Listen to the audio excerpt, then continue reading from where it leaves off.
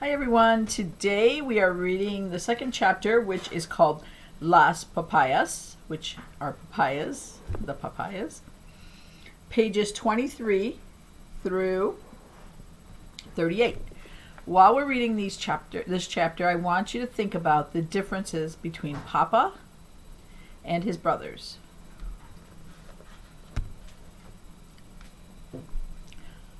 Estas son las manejitas que cantaba el rey David a las muchachas bonitas.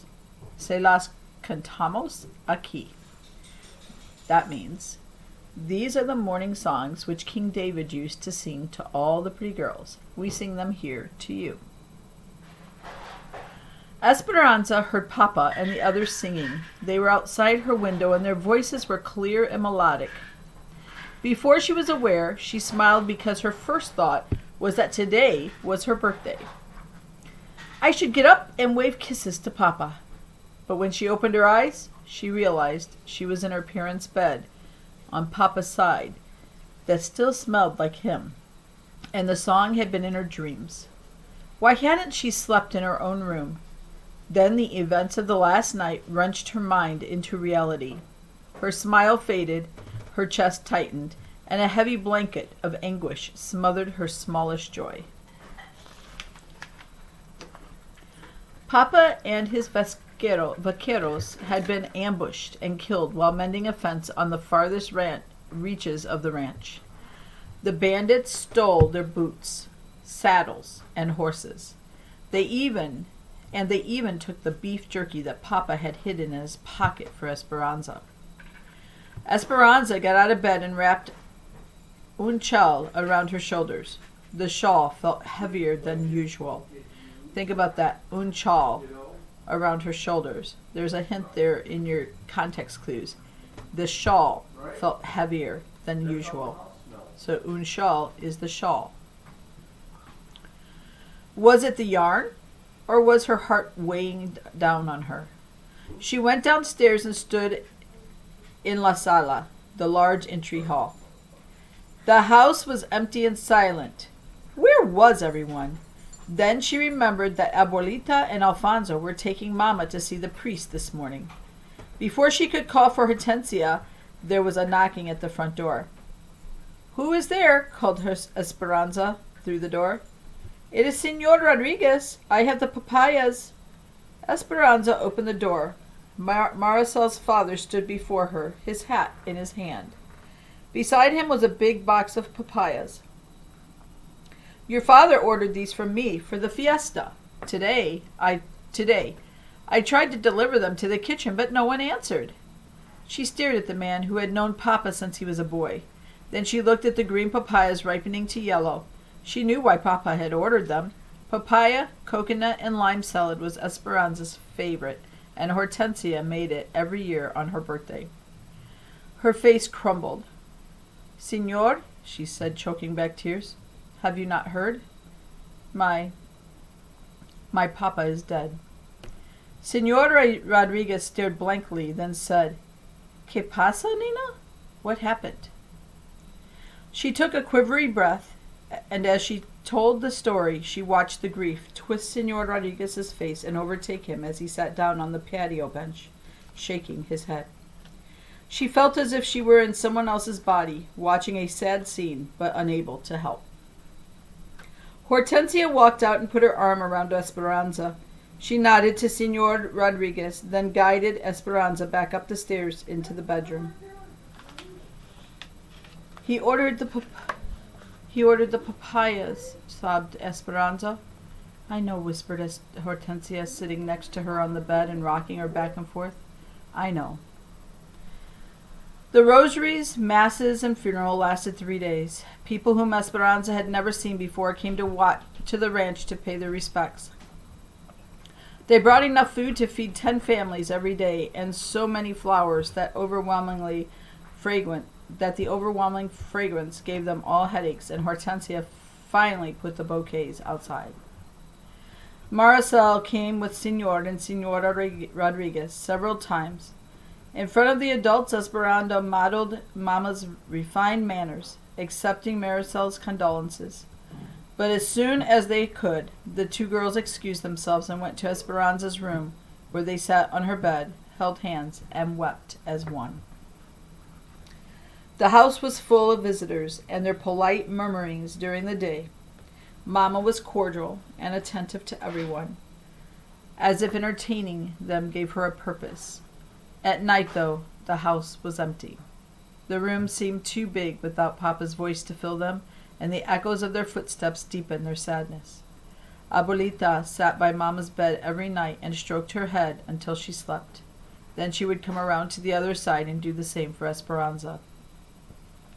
But soon after, Esperanza often woke to Mama's soft crying, or Mama woke to hers, and then they held each other without letting go until morning. Esperanza avoided opening her birthday gifts. Every time she looked at the packages, they reminded her of the happy fiesta she was supposed to have. One morning, Mama finally insisted, saying Papa would have wanted it. Abuelita handed Esperanza each gift, and Esperanza methodically opened them and laid them back on the table. A white purse for Sundays, with a rosary inside from Marisol. A rope of blue beads from Chita. The book, Don Quixote, from Abuelita. A beautiful embroidered dress or scarf from Mama for someday. Finally, she opened the box she knew was the doll. She couldn't help thinking that it was the last thing Papa would ever give her. Hands trembling, she lifted the lid and looked inside the box. The doll wore a fine white batiste dress and a white lace mantilla over her black hair. Her porcelain face looked wistfully at Esperanza with enormous eyes. "Oh, she looks like an angel," said Abuelita, taking her handkerchief from her sleeve and blotting her eyes. Mama said nothing but reached out and touched the doll's face. Esperanza couldn't talk. Her heart felt so big and hurt so much that it crowded out her voice. She hugged the doll to her chest and walked out of the room, leaving all the other gifts behind. Tio Luis and Tio Marco came every day and went into Papa's study to take care of the family business. At first they stayed only a few hours, but soon they became like La Calabaza,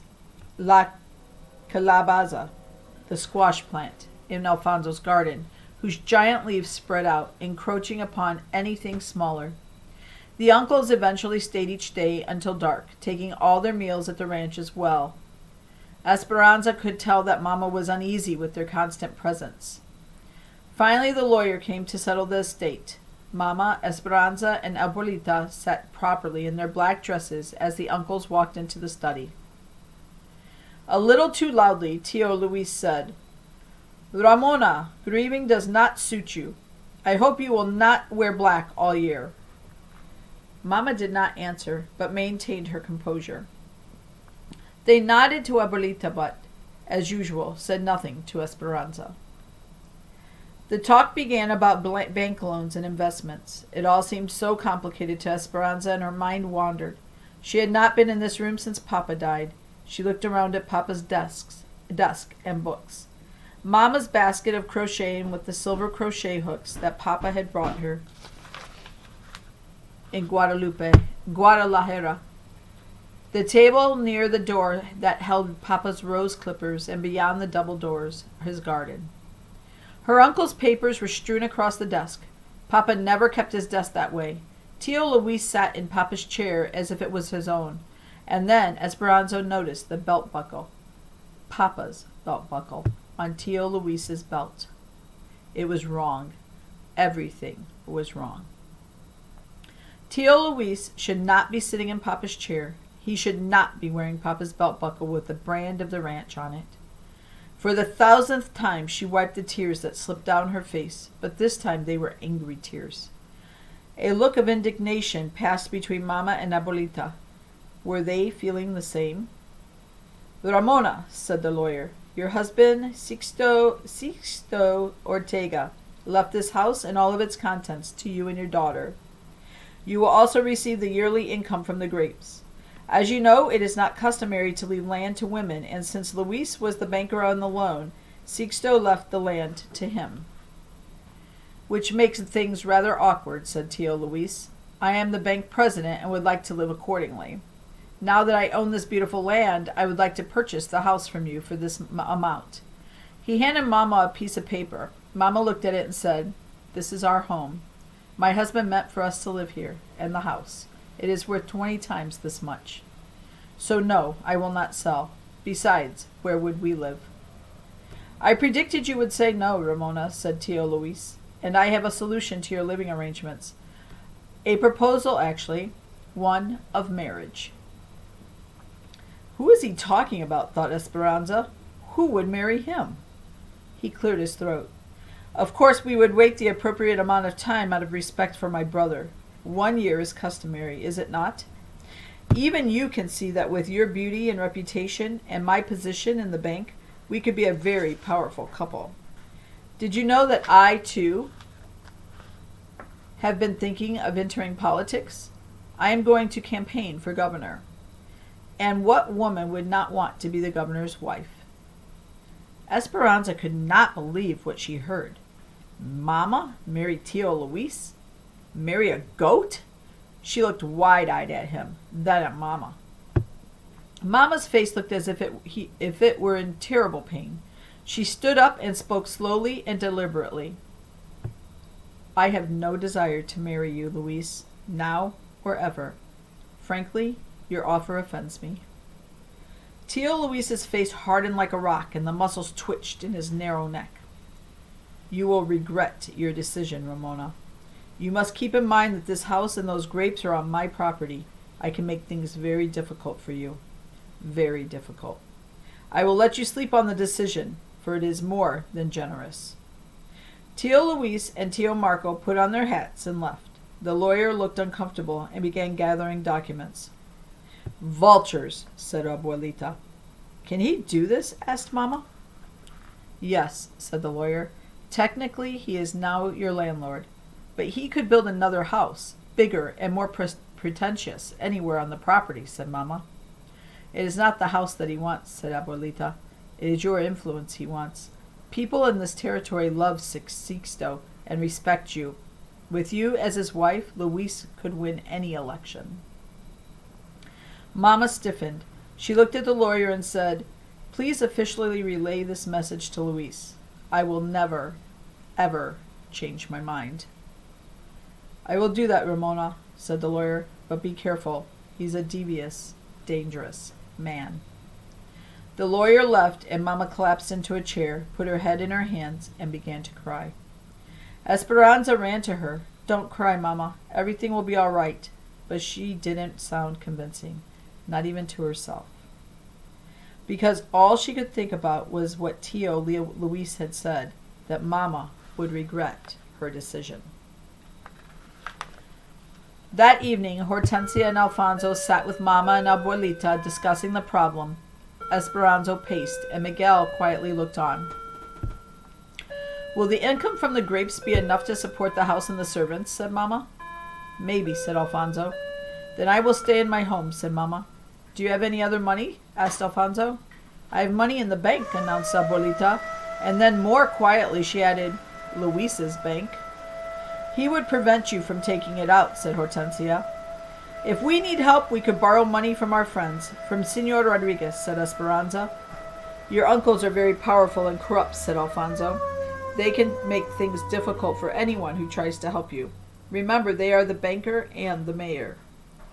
The conversation continued to go in circles. Esperanza finally excused herself.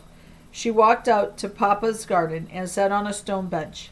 Many of the roses had dropped their petals, leaving the stem and the rose hip, the green, grape-like fruit of the rose.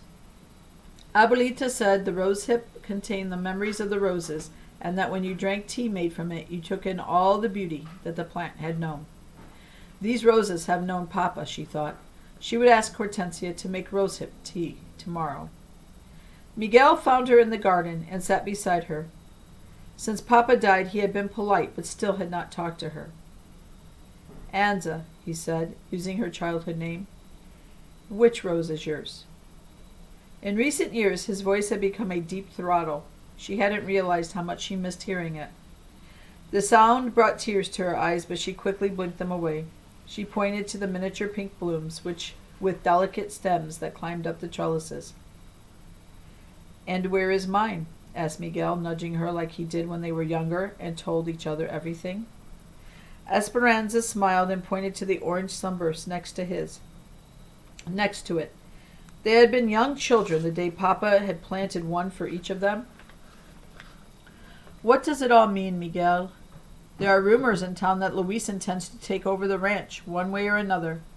Now that it seems true, we will probably leave for the United States to work."